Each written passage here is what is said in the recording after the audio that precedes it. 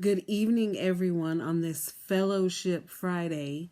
And as we wind down our week, if it's the end of your week, then I thank God that you had a wonderful work week and that you have a blessed and glorious weekend.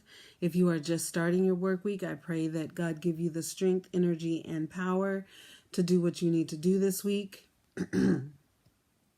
As I wind down my spring break and get prepared to go back on to work on Monday, I pray that each of you had a fulfilling and wonderful day.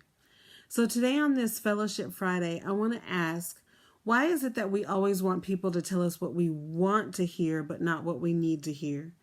Many times we look to our friends and our family to agree with us, to have the pity party with us, to go through our trials and tribulations or whatever we're going through, and to just agree and be a yes man or a yes woman or a yes person for them or for their situation or circumstance that they're going through.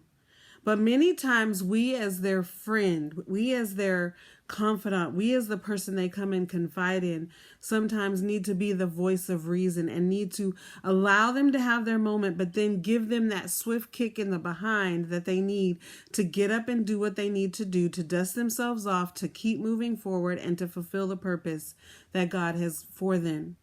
And many times people come to us and they just want us to say yes. And yes, I agree. Yes, this is right. Yes, you're right. Yes, your feelings are valid. Yes.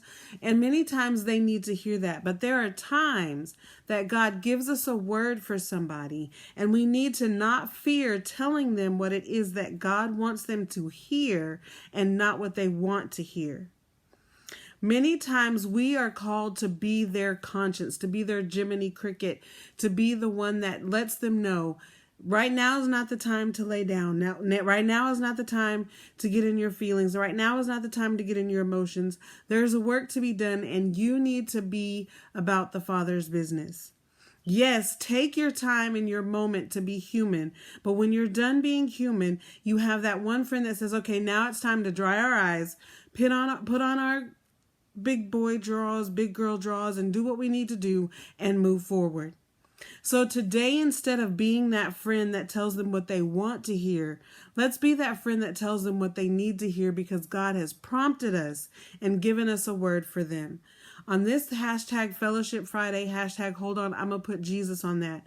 Let God lead and guide your words. And if they are truly a friend and they truly value you as a person in their life, they will understand what you are doing. They may not like it, but they will understand what you are doing and what you are saying and what God has sent you to do and the work that you are doing for them.